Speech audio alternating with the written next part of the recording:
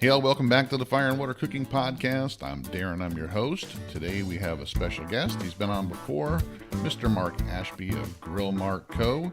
We're going to discuss his relationship with Char Griller, his YouTube channel, Facebook, and all that. I'll be right back with Mark Ashby of Grill Mark Co. Smoking, grilling, getting hot and hotter, sous vide and chilling from fire and water.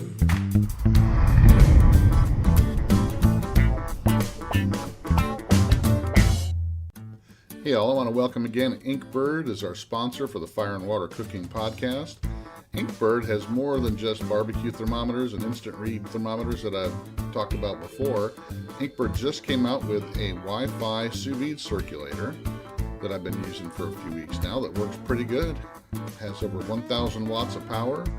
Has an app that has many times and temps for meats and vegetables. Also has onboard times and temps for meats and vegetables. Runs really quiet. Fits most regular sous vide containers that are the size of the Anovas. So check it out.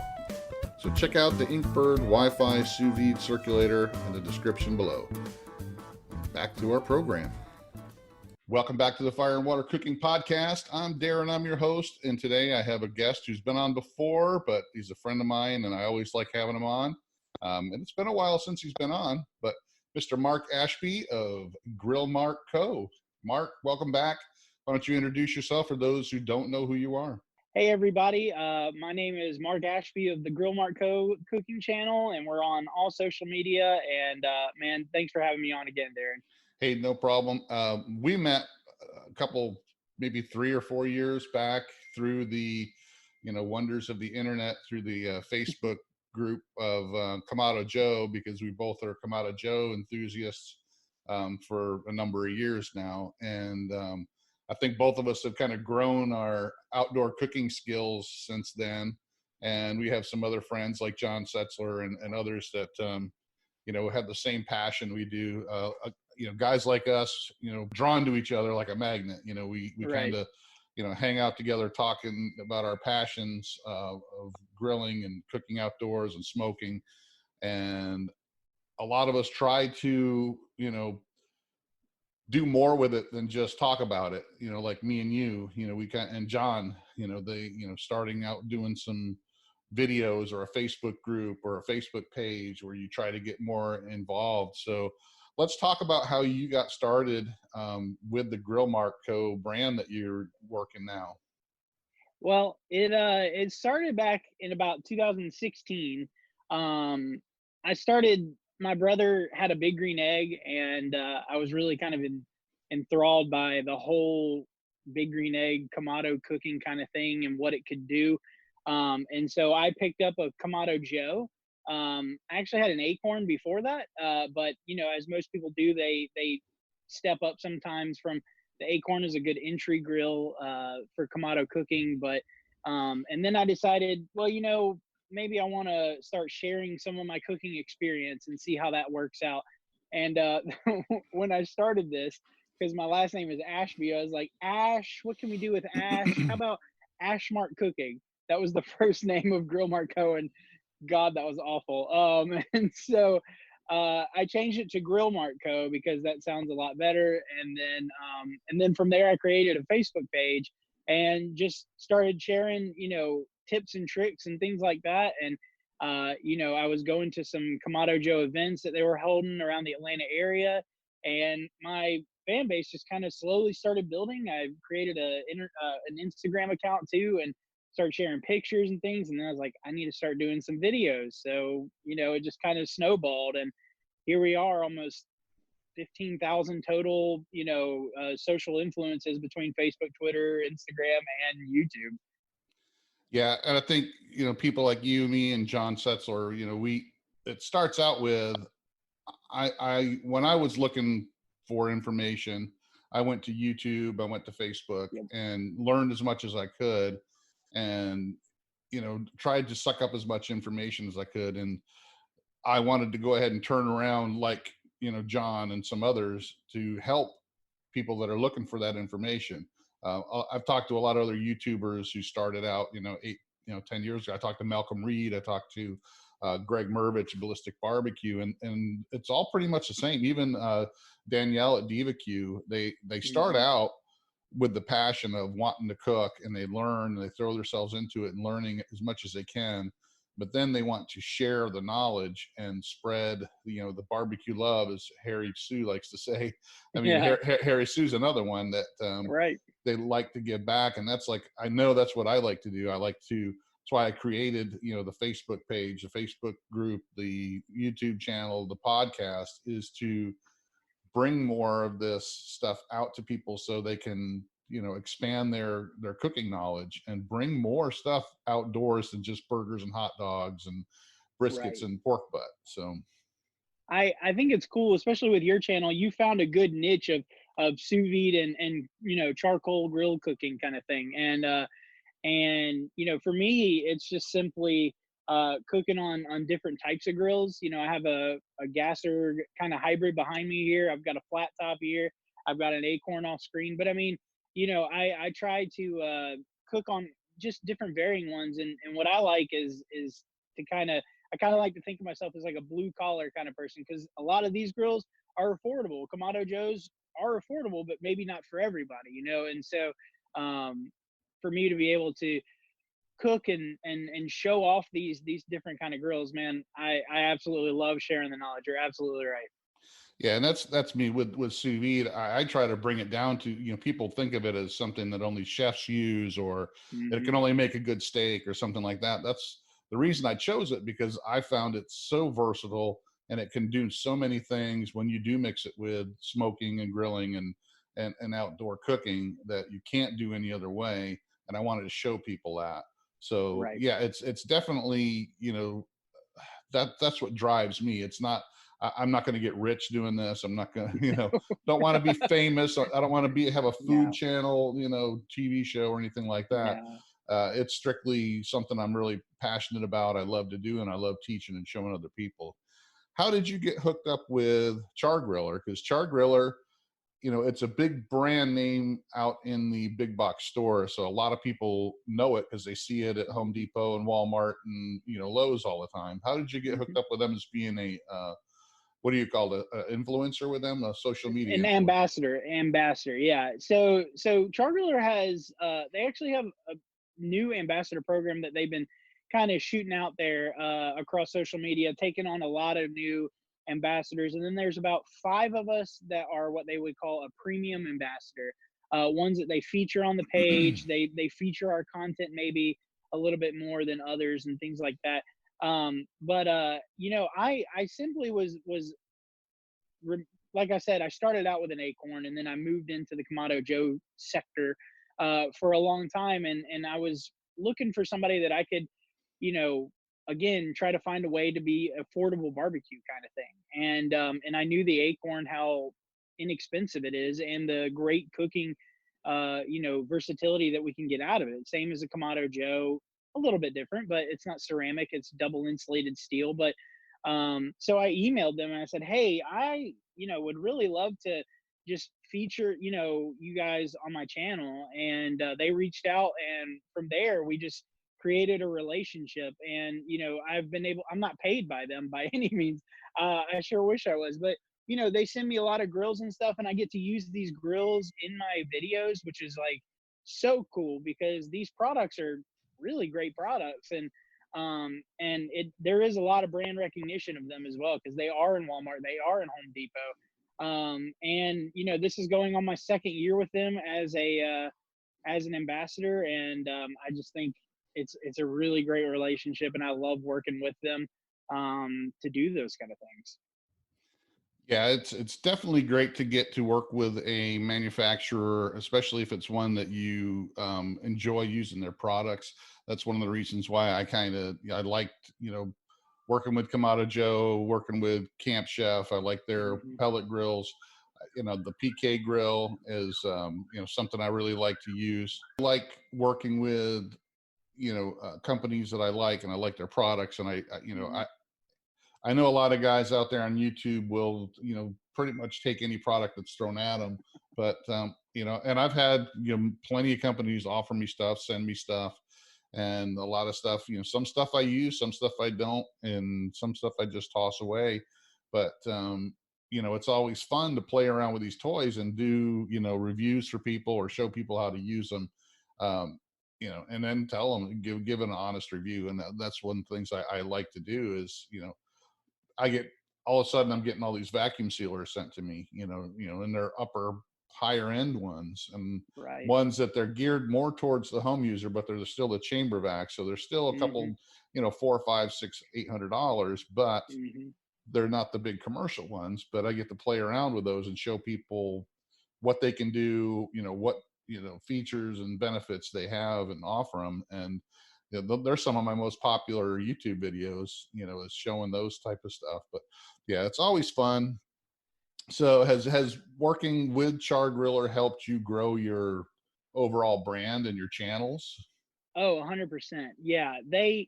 When earlier this year, they sent me this hybrid grill right here called the Flavor Pro. And I've used this one in a lot of my videos actually recently, because what's cool about it is it is a gas grill, but it has a drawer right here where you can add logs, charcoal, pellets, anything. So it's kind of this hybrid grill. And that's been a really popular seller for them this year. But whenever I post a video with that, and put the tags on their Flavor Pro or anything like that, I've gotten a lot of views through YouTube and Facebook on those grills. Same with the flat iron here. This is popular because they're trying to, make it a competitor in a kind of crowded market with Blackstone and other companies. And so, but to me, I've had a Blackstone, I've had this one, and I really like this one, not just because they sent me one, but because I use this quite a bit.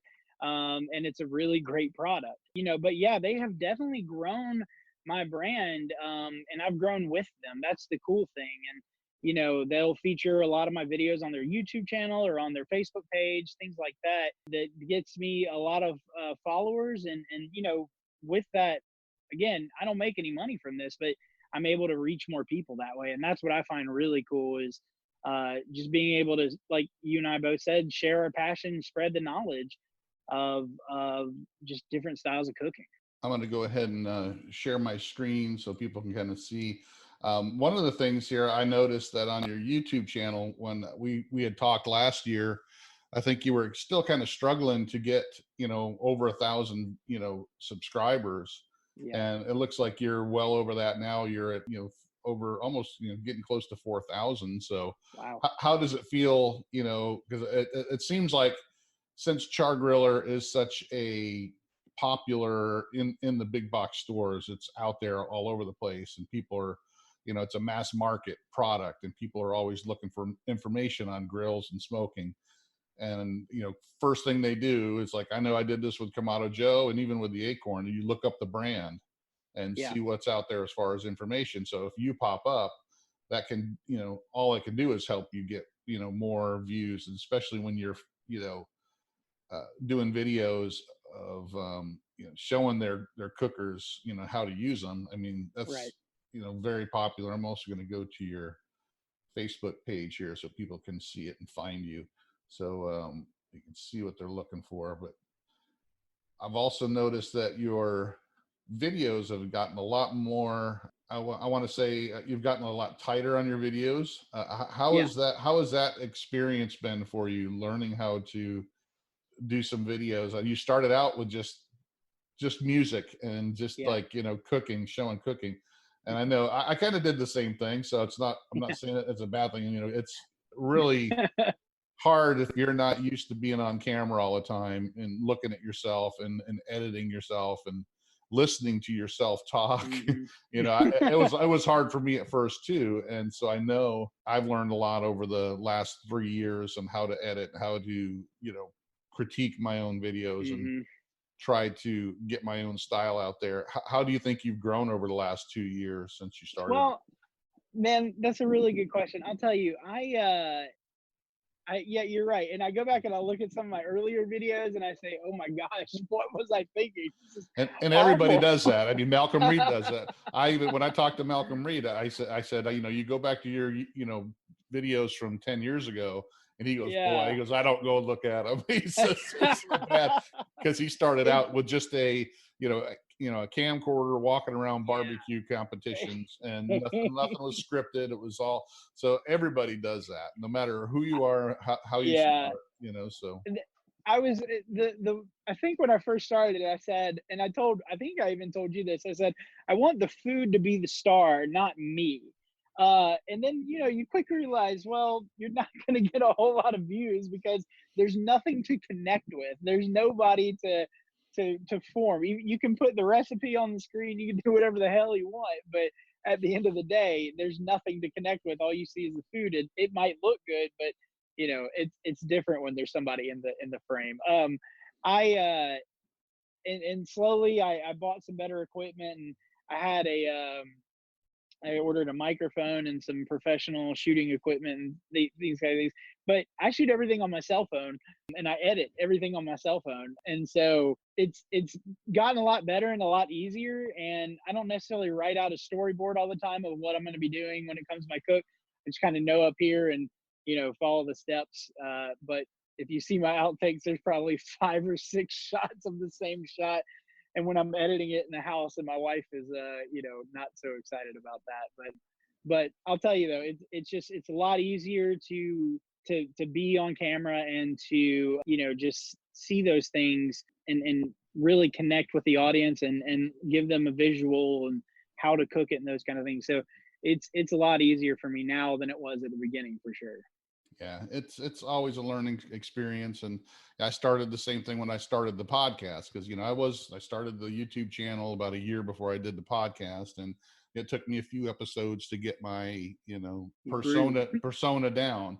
Right. I'm one, I need to have somebody to talk to. I can't talk to. I tried doing 1 or 2 episodes where I'm just talking myself and Mhm. trying to talk to people out there, with nothing to bounce off of, but I can't do that Right. very well. That's why I don't do a lot of going live on YouTubes or going live on Facebook. It's just, Yeah, I don't do that either. I like to be able to actually have a conversation with somebody face to face, and talk, and not text or try to pretend there's somebody in front of me and talking back Right. to me. So, but Yeah, I don't do Facebook. I've done a few Facebook lives with Char, but I had another person on the end, and I actually had 2 people, and one I could hear, but she's off screen, and then I had Steve Dotson, a cookout coach, on there as well. But yeah, doing them by yourself is weird. That's for sure. and I can do it when I'm doing a YouTube video, because I'm pretending that camera is somebody and I'm showing them how to Yes. do it. But it's a little different when you're thinking, wow, there's could be 500 or 600 people watching me right now, and just sitting there at their computer, laughing at me. Well, I know they're not doing that when I'm recording, and I can edit it Right. and everything. But when you're Right. live, it's a little different. When you're trying to pretend like there's somebody standing right there, and there's just a camera, and you're just seeing trying to watch the chat go by. It's a little bit Yeah. different, a little bit more intimidating, I guess it is. Right. So, Right. well, let's talk about those different cookers you were talking about there with Char Griller, because that's one of the things I like to discuss with everybody I have on here. Over the years, especially I would say the last 8 to 10 years, the outdoor cooking equipment has done nothing but continue to change and grow and innovate. Yeah. Even with Char Griller, because like you, I started out with an Acorn 4 or 5 years ago, Mhm.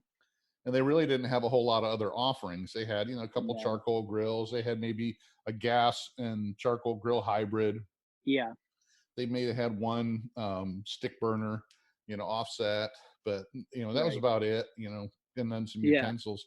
But now, everybody's got multiple, different types of grills out there, and Yeah. then you got people like Weber that their iconic, um, Kettle. their kettle, and then they got the Smoky Mountain bullet type Oh smoker, yeah, that's right. and then Yeah. this year they went totally sideways and came out with a pellet cooker, Yeah. something that takes electricity and pellets. And Right. so it seems like everybody's trying to innovate and stay on top of the market to offer Mhm. something that people are looking for, because I can tell you that at least from the last 10 to 12 years, the interest in outdoor cooking has grown exponentially. It's just Yes. grown a lot, and a lot of it is to do with all these different types of cookers and technology, and the easier it's making it for people to get out there on their back porch. So Right. what do you think about that, and how do you think Char Griller is doing in that arena? I'm in agreement with you. Chargler came out with the Acorn, which if I understand correctly, and I could be wrong about this, so don't 100% quote me, but I think they were the first one to come out with a double insulated steel Kamado style cooker.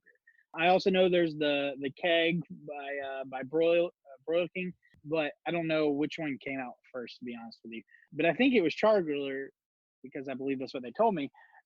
And yeah, you're right. They had some lower end grills just a few years ago. It was, you know, a bigger offset called the Smoking Champ, and then they had a few gas grills that looked like a barrel cooker a little bit, and then they have the hybrid grill, and then the Acorn. Now they have the Acorn Junior. They have the kettle grill that looks like an Acorn. They have several offset smokers. I have the Competition Pro, which is their largest they carry to this point. They have the Flavor Pro, which is the gas grill. And when I put this thing together, I was like, man, this thing is a beefy grill, and it is. It's extremely heavy duty and durable. There's some higher end grills like Napoleon. They have a flavor drawer like that you can pull out, and that kind of stuff. And they even entered the griddle market, flat iron, and they have the 4 burner, which is one I have here, and then the 2 burner one, which can run off those Coleman propane tanks, things like that. And they even have more grills coming out later this year. I don't have any insider knowledge on that. I just know that I've been told that they're working on, I don't know, 4 to 7 new grills coming out, which is awesome. And they're all at a very affordable price point. They even do have a ceramic Acorn as well. They did have a pellet grill for a while. I think they're revamping that one. So outdoor cooking is not only big money, but it's just big time. It's I like to say, guys or girls or ladies, men, whoever that like to cook can become kings or queens of the cul-de-sac. You can make your own queue outside and it be really, really good. And you're the king of the cul-de-sac basically when it comes to that. I have 7 different grills out here right now, and each one of them serve a purpose. From the junior all the way to the griddle, Flavor Pro. I use my kettle quite a bit, and so it just is a difference of what I'm feeling and on what I want to cook on, because they all cook differently too. But the market for this has grown, and I think it's a very competitive market. Kamado Joe is a small company, now it's a big company. And then you have like Masterbuilt came out with a gravity fed smoker, which is such a cool grill looking at it. And you have Big Green Egg that's been around forever, maybe not as super innovative as other companies, but they're just a solid company in itself. And there's so many out there. It gives us a lot of choices. So I think it's just constantly evolving with technology, with just different styles of cooking, to be able to give anybody the style cook that they want. You have just pellet enthusiasts, you have just people that love gas grills because of the ease of it.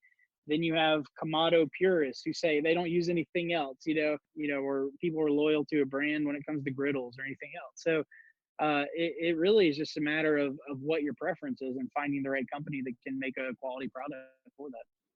There's actually YouTube channels where people cook everything they can on a Blackstone or a flat top.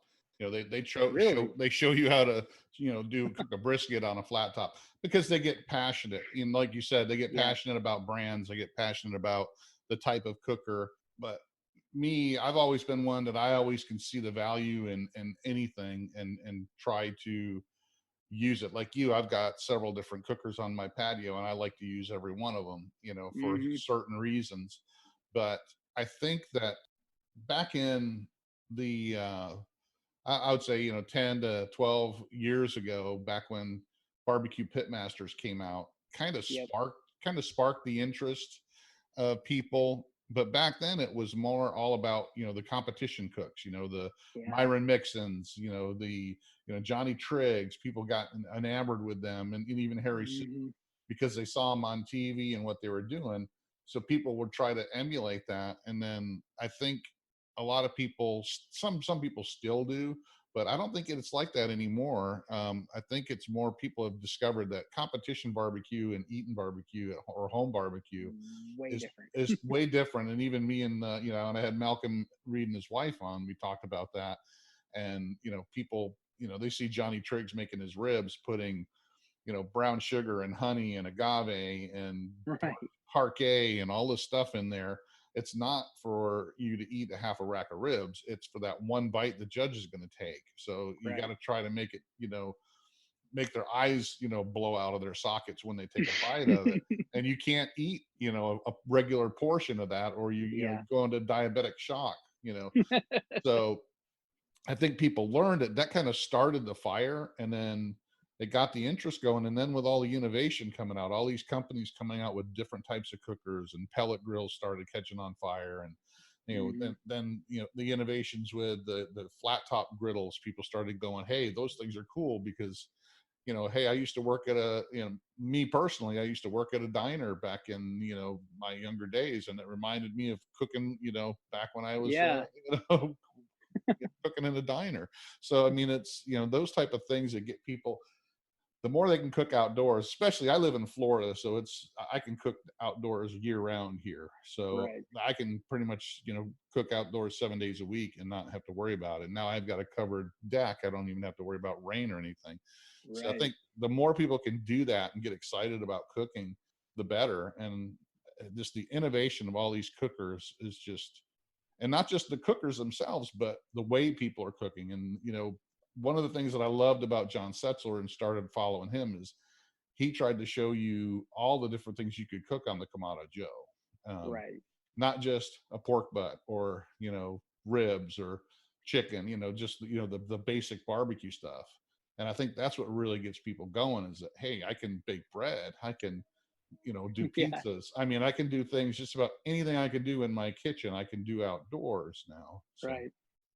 I think you're right. And I even still like watching Pit Masters from time to time. I mean, it's a cool show, and you can still learn a lot from those techniques of the competition, even if you're not doing competition style cooking. But yeah, people like John and you and me and Malcolm that just kind of show us the basics of kitchen cooking outdoors is what really kind of sets us apart from the rest. And I didn't know that people were cooking briskets on a flat top. But that's going to be something that I'm either A, going to try, or B, just watch. But either way, yeah, that's pretty cool. sometimes they do things just say they could, Yeah, and that's true. and Yeah. I do that sometimes when I'm doing sous vide stuff. I'll do it just because I can, right? I want to show Yeah. people, why you can do it if you needed to or you Yeah. wanted to. It's just, is it always going to be the best way? No, but hey, if you Right. just to show you, hey, it's something different Yeah, sometimes. that's true. That's true. I'm gonna have to check that out though. But that's really neat. And yeah, it is so innovative, this space of outdoor cooking, because you can create an entire outdoor area just around your cooking area. You see a lot of these outdoor kitchens and everything that are designed around, that have a gas griller and a Kamado grill in it and those kind of things. And you design your entire backyard around that. It's cool to see where the space has gone, and I'm really excited to see where it's going to continue to go. I don't know how much more innovative you can get, but I've been shocked before. Well, I was saying the same thing last year, and then Masterbuilt came out with that gravity fed Yeah. smoker for $500. I mean, Yeah. everybody knows, Masterbuilt's not, a top of the line company. Their products are just like Char Griller. They're aimed at the regular guy who's shopping at Lowe's or Walmart Yep. or Home Depot. So they're not super expensive. They're not at the pricey barbecue store. Right. Right. They're usually sub 500-600 bucks, and Yeah. that's what people are looking for to get started on. And that's what's amazing me. It's not just the higher end you know companies that are innovating. It's even these lower end ones. They're trying to Yep. say, I saw this in a higher end type grill, I want to see how I can make it into a lower end type grill, a similar type thing. And that's what I saw Yeah. with the Acorn. It was, they saw the Big Green Eggs and the other Kamados, and they said, how can I make that cheap enough that Yeah. the regular guy can afford it, and get interested in that type of cooking. And same thing with some of these other, like that grill you have right behind you there with that The that Flavor Pro here, yeah. Flavor Pro drawer. With that's for somebody who may not want a pellet grill, that wants a gas Right. grill and doesn't want to have to buy one of those smoker boxes that you can never really Right. set it right on the it's always a pain, or a Doesn't get right, smoking yeah. tube. So it's just, yeah, I mean, that's why I think the space is going to continue to innovate and change, and people just unbelievably what they come up with anymore to change and make things better and More affordable. more affordable. Exactly. So what inspires you to continue to do your videos and try to your cooking and all that? I just love food, right? And if I see something on TV, or if it's something I've seen maybe at a cooking demonstration, like the Kamado Joe parties, that the live cookouts they've done in the past, and I've seen Chef Eric cook some stuff, or I see John cook something, or I see you cook something, and I'm like, man, that's cool. What can I do? How can I put my own twist on that? I think that's really what inspires me. Is it's a visual thing for me, and I said, man, that looks really good. How can I make it look as good and taste equally as good? And I think that's what inspires me the most. So I'm probably a member of, I don't even know, 15 or 20 groups on Facebook about barbecue and cooking and all that kind of stuff. And on my Instagram page, that's all I follow is other barbecue people. And I kind of see what's going on. I'm friends with people in Germany and Netherlands, and all over Europe, and some in Australia, just seeing what they're doing as well. I saw one company do a pulled lamb leg, like a pulled pork, but it was lamb leg, and that was out of Australia. And I was like, that's something that's really cool. Now, I've never done that because lamb is expensive, but it's just those kind of things that really kind of, I'm like, okay, well, let's give it a shot. And there's been a few times where I've shot an entire video, and the the product at the end was garbage, and I have to scrap the entire video. I spent all day doing it, and then it comes out to nothing.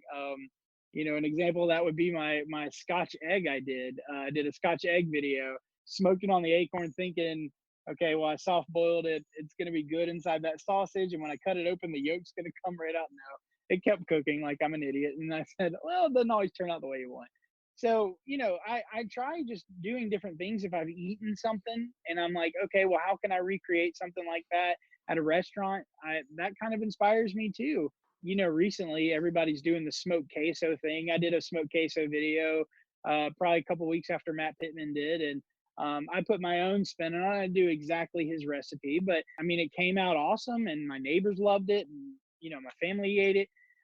So it's really just kind of anything I see. What about you? What inspires you to keep cooking and trying new things? The same thing. I mean, I've been cooking for 40 years, just about. Uh-huh. As soon as I could start cooking, I was cooking, at home with my mom, and then I got jobs in the restaurant early on, and I've always loved to cook because, of course, I love to eat too. But I've always liked to, create and see how things are created. And I'm not big on following recipes to a T. I kind of always like to Yeah. put my own spin on stuff. Yep. I do use recipes as a guideline, and then like you, I look at it and go, yeah, that's a smoked queso dip that looks cool, but what if I did it this way? Or I put my own, what if I use this kind of cheese or use this kind of peppers instead? I think Right. that, I think that's what people like you and me, what gets us excited is when we see stuff like that. Somebody comes up with something new and you go, wow, that's pretty cool. And Yeah. I do that all the time too. And I get inspired by what people cook, but I don't try to take credit for it. I just say, look, I've seen somebody else do this. I'm going to put my spin on it because I think this is cool. And I think everybody should give it a try. So I think that's looking for inspiration everywhere else and then giving credit to people is pretty fun. So I, I did a pulled chuck roast video yesterday, right? And some pulled beef. I've never actually done that before, but I did it off a chuck roast because I did a Walmart delivery grocery, and they got my order wrong. So they sent me a chuck roast and said, and I watched a barbecue pit guys video or barbecue pit boys video from 9 years ago, and I was like, okay, well they did that on a Weber kettle. Why can't I do this on this Flavor Pro here? And it came out awesome. I mean, it came out really good, very flavorful, and everything else. And I kind of followed their recipe to a T a little bit, but I used a completely different grill and a setup and everything else. And man, it was awesome. So yeah, it's just a matter of what you see, and sometimes they turn out really good, and sometimes they may look good on video, but taste like garbage. Like my friend Jarrell says, all substance or all show no substance, something like that. Like it can look really good, but Yeah. it may not taste good. I actually did an experiment last week that didn't come out good. I was going to shoot the video, and I said, well, I'm going to try the recipe out first before I even try to shoot a video. And thank God I did, because nothing worked the way I wanted it to. What was And it? I was going to take chicken thighs and kind of stuff them like I'd seen some people do some stuffed chicken wings, where Oh they yeah. actually take the bone out of the they take the drum off, and they just take the bone out of the Yeah. flapper, and then they take the meat and they chop the meat up and kind of mix it with other stuff, and then stuff it back in and then deep fry it.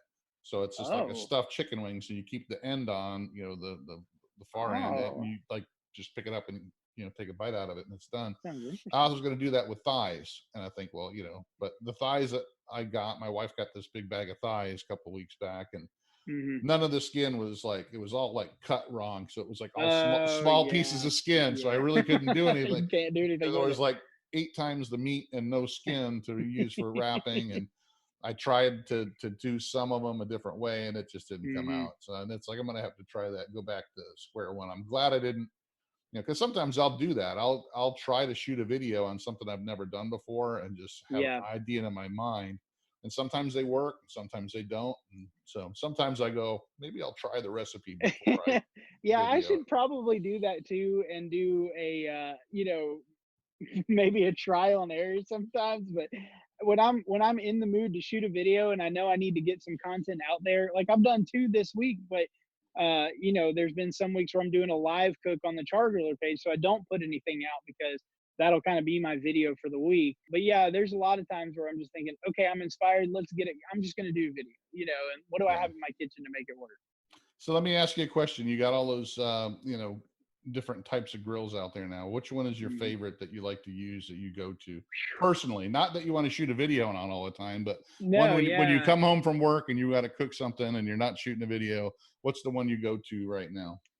My go-to grill probably right now is my Flavor Pro, just because I was a charcoal enthusiast, and I'm like, and I wasn't a purist by any standards, but I was like, man, charcoal is the only way to go, and this, that, and the other, and then so I'd fire up my Acorn, and at the time I didn't have the grill gun like I do now, so firing up the Acorn or a Kamado grill takes 25, 30 minutes to get it ready and all that kind of stuff, and I don't know, so this gas grill is actually convenient. And I kind of forgot the convenience of them a little bit because I've been cooking on Kamados for so long. But I can still get that smoke flavor by throwing some chunks in there and all that kind of stuff, and it heats up super quick. And so I would say probably if I'm just cooking something quick, it's either this or the flat top if I just need to sear something. I've cooked vegetables and rice and steaks on here and chicken and all that kind of stuff as well. But probably my Flavor Pro is my go-to, number one grill right now. But if I'm doing a video, most likely my Acorn or the Flavor Pro. Those are my top two that I use more than anything else, I would say. Yeah, and before I got the Camp Chef pellet grill, I would say I cooked most everything on the Kamado Joe, Hmm. and that's my preferred grill, to cook on. But if Yeah. I'm in a hurry, I don't have time to mess with it. I just want to set it and forget it. Especially now that I got the Camp Chef that is Wi-Fi enabled. If Right. it's something to where I can just set it and I can check it while I'm in my office editing video and I have to get up every Hmm. 5 minutes. Not that I don't have an iCommand. I have the iCommand. I can do that with the Kamado, but for some reason it's just easier for me to crank it on. I can actually, get it started and going and sit Cool. down and monitor that. And yeah, it's got its goods and bads, but they Hmm. all do, but that's what I use a lot of now is that, Can I would those say, get really hot and like for searing? Like, what's the highest temp you can get on that? well, the one I have has the Sidekick, which is Oh, okay. a gas fired. Actually, it's got a griddle and a barbecue box, which you can do searing on, and it's Oh, actually nice. Okay. has an actual gas burner as well, so I could actually put a Nice. pot of chili out there if I wanted to. So that Ah. particular one does. Most of them don't. This one, you can actually move the heat shield back, and Hmm. it's got the sliding grill, which you could cook directly over the burner pot, but Oh, okay. it's not quite as real. It's not as hot as cooking in the Kamado, but Sure. Yeah. and the PK grill I really like too. I use that a lot for searing because with the grill gun I can actually get that fire going, and Yeah. it sits up higher than the Kamado, so I don't have to go all the way deep in or put my grates all the way down. It's actually sits pretty up pretty close, so I can get that hot and going if I'm searing. But And I you have like the 360, is that right? The PK yeah, 360? yeah, the 360. So they all have their purpose. I love them all, but like I said, I use the pellet grill more than I thought I would actually. So, but I can see why people like them for the convenience. But I like to have options, just like you. Right. Yeah, I have quite a bit of option to be honest with you. I mean, most people don't have no use for 7 grills, and I use every single one of them quite often. I mean, but obviously I'm not going to use my offset smoker to fire up for the evening. That's an all day thing if I want to cook 7-12 hours, something like that. My kettle grill is pretty cool too, but yeah, this gasser is probably my go-to just because it's got cast iron grates in it. It's got a warming rack in there, so I can put sauces up on the top part and keep it warm while I'm searing a steak or some fish or anything really. So Well, great. Well, all right, Mark. Is there anything else you wanted to talk about before I let you go and get back to your family? no, man, I'm glad you had me on. Thanks again, and I look forward to the next time. It's always good to have you on. I want to make sure everybody follows you on Grill Mark Co. Period on Facebook and YouTube, and I'll have a link below in the description so you can check out Mark's videos, check out the different cookers he's cooking on with Char Griller, and check them out. I mean, like I said, I'm impressed with what Char Griller's been coming out with the last couple of years. So it seems like they are going to ride the innovation with everybody else and And offer people what they can things that they want for the price that they can actually afford. So that's a great yeah, thing. it is a really great thing. I can tell you they have, like I said, there's at least 5 grills I know of. I don't know what those grills are. I've just been told there's 5 grills in development that are just kind of improvements, things that they've done a lot of customer surveys and stuff to come out with. And it's not gonna maybe change the game, but it's gonna definitely be a heavy hitter in the market for sure.